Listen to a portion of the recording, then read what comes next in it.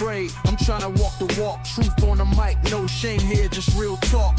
Came from the outside, never fit in. Now we tell the story and the healing begins. No front, no mask, just telling the truth. Keep it real, keep it raw, speaking straight from the booth. If you feeling like an outsider, this one's for you.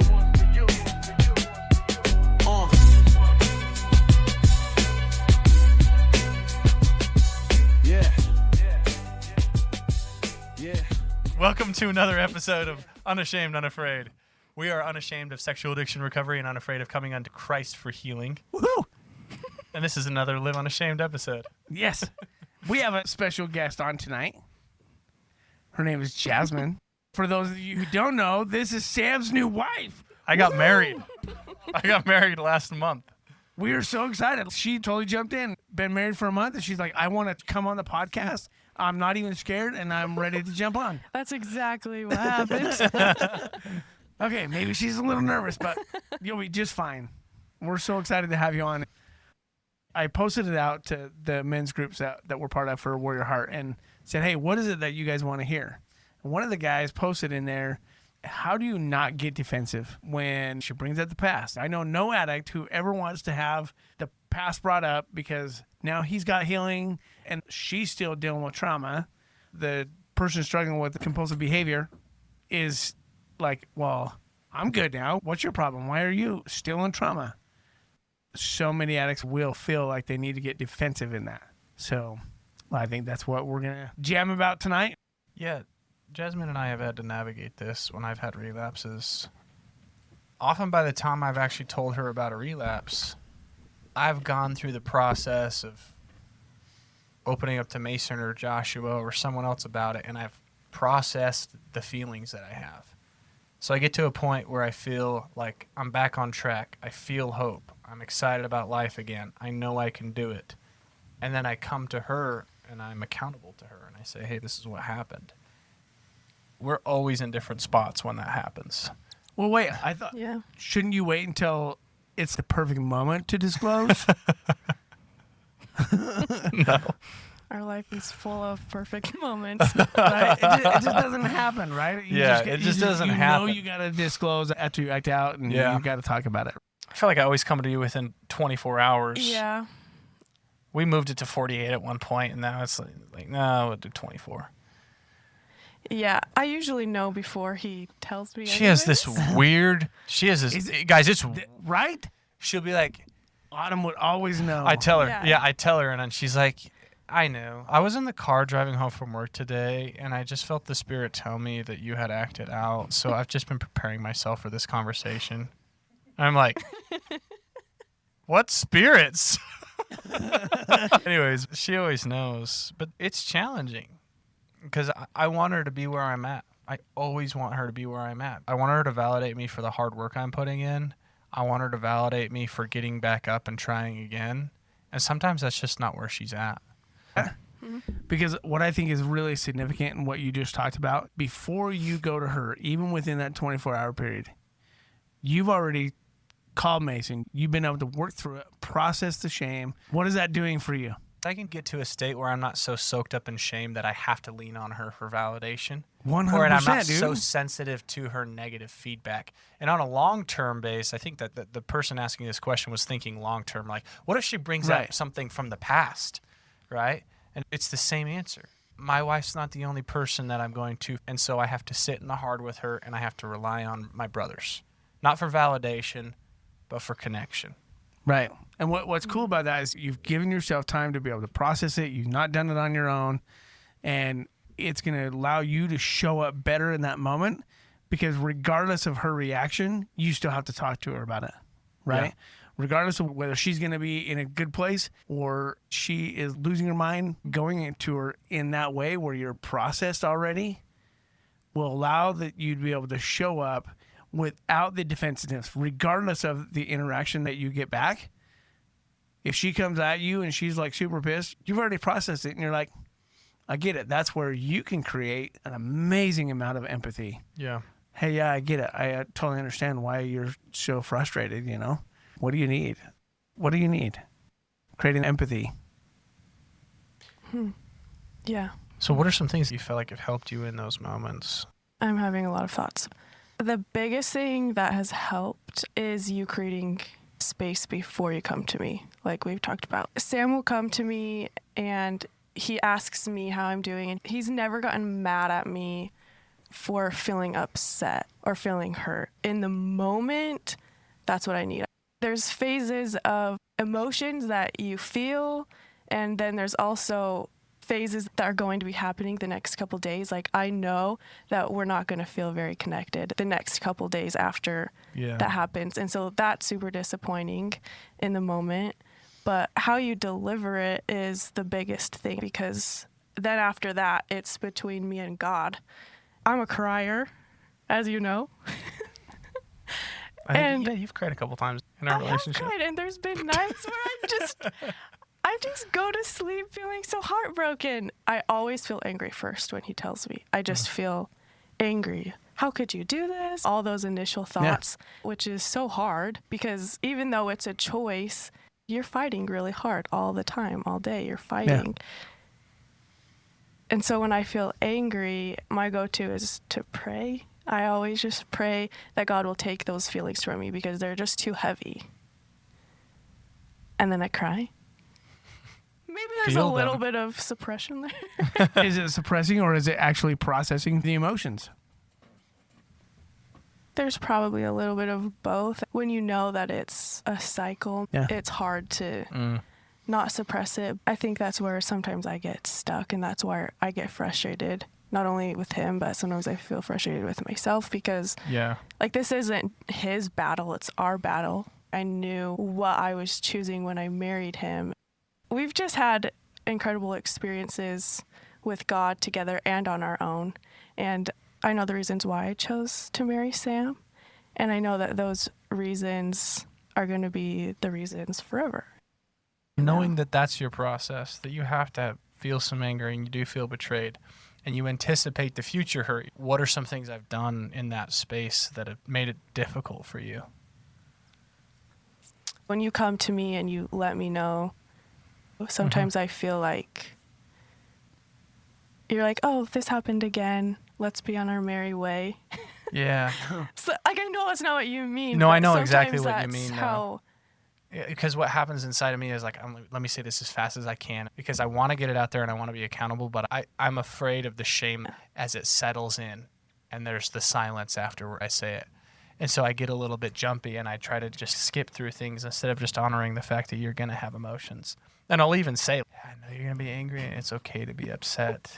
I understand that. But I also think in the same moments, I try to, how would you describe it? I say the right things, but I rush you. Rushing. Yeah. That's a good word. I say the right things, but I rush you. Not all the time. I honestly just a couple times. Yeah. But that's one of the only things that frustrates me in the moment or makes me feel alone in it, because I mess up in life too. So sometimes I feel in that moment like I have more patience for you than you have for me. Like, here's this really huge thing. I just chose this over you, and I hope that we can get back to normal soon. Yeah, I have said that. I hope we can get back to normal soon. Like, I also wish that. Yeah, okay, that makes sense. So there's a piece of that where I need to honor your emotions, where any man needs to honor his wife's emotions. Don't tell her what her emotions are. I know you're going to be angry. Yeah, you're right. That's probably not right. Good. She hates that. Just taking accountability for your own emotions, right? That's one of the things that we need to do when we're preparing ourselves to go and talk to our spouse. For a while, it was almost daily for me. Every night I'm coming back home and telling Autumn, this is what I was doing, this is what I was thinking. It was hell for her. And it was hell for me too. But I was learning for the first time in my life how to actually be honest, because I'd never been honest in my life before. I love what you're doing now, where you're processing it before you're going to her. Not like, I'm going to take a week to process it and then I'm going to tell her. Well, then you waited a week and then you're like screwed. And you're like, well, maybe I just won't tell her about this one. And then it happens again. And you're like, well, I don't want to tell her about the last one because I just acted out again. So I'm just not going to say anything. And then it just gets worse, right? Yeah. So being able to process an awesome way to go into it so that you can just show up. You can show up for her when she's going to need you. Autumn would be super angry sometimes. She'd be like, you know what? I'm so pissed off with you right now. I need to leave. So she'd leave. Yeah. I'm like, okay. Because I'd be in a place where she can have her emotions. I'm going to let her have her emotions, and then she can come back. She can calm herself down, and we can have a conversation. I don't have energy to feel all the emotions that I want to, you know? I just feel so empty, and I feel so hurt, and I feel so betrayed. Those are normal things to feel, and I have to let myself feel that. Because as a wife, when you come to tell me that and I'm feeling angry and I'm feeling hurt, there's so many tabs open in my brain. Guys, even though it's been 18 years, Autumn still brings things up every once in a while. She'll be like, you know what? It really hurt when you did this. And I'm like, yeah, I totally get. And you know what? I apologize again. I still apologize to her because I want her to know I empathize with her in that. That's a big way of creating empathy around it. She has a right to be angry.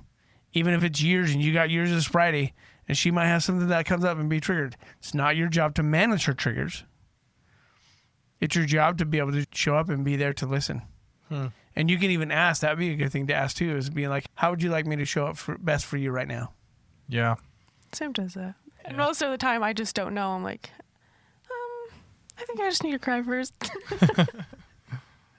When you're creating empathy, instead of saying, what do you need from me? Yeah. You're saying, what do you need? Okay. Because when you're saying, what do you need? It's putting it back on her.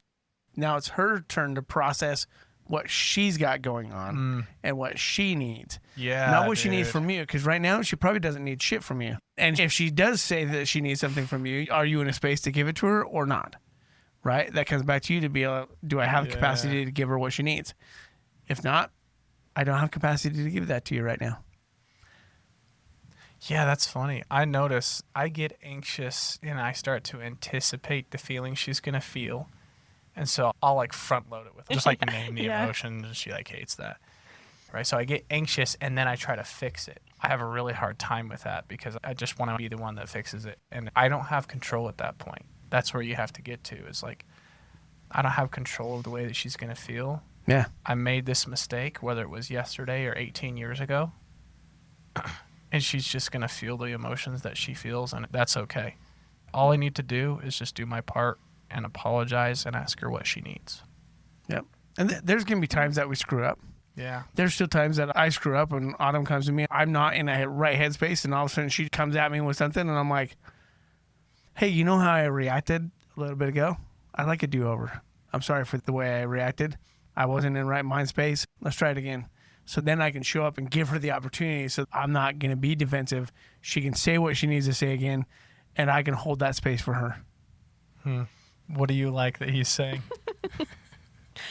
Well, I feel like when you approach the situation, I already know, but when you tell me it's okay that you're feeling X, Y, or Z, calms me down enough to know, like, okay, it's okay that whatever I'm feeling is okay to be feeling. And I feel like you usually do that before you tell me. Yeah. There's just been those times where I'm like, you're going to be angry and mad and hate me. I think we've learned, Sam tells me, and then I take my time away, and then we talk about it later. One of the biggest things is just showing up with empathy. When you feel like there's some defensiveness that wants to jump in and you want to defend what you've got going on, it's not about you. It's about what's going on for her in the moment. Yeah. Empathy gets you out of you and puts it back on her so that she can process what she's going through. She can voice what she needs to say, and you can just create some empathy around that for her. When I don't react well, it's usually because I just come to you in my emotions and I try to jump on yours because I'm afraid of what they mean about me. Sometimes it clashes too, though, because my core as a woman just wants to nurture, you know? When I'm deeply hurt, I just want to nurture you and let you know that I still love you and it's still okay. And there's the battle going on in my brain that it's okay to know that it's not okay and to still love you and support you. I would assume a lot of other spouses struggle with that too. Both sides need support. Community on both sides, not just for the person that acts out, but for the spouse as well, because you need someone to talk to about it and not just process it on your own. You got to have support too. So you're not internalizing it and being like, maybe it's because I'm not pretty enough. You got support that let you know that it has nothing to do with you. Yeah. Right. Right? Yeah.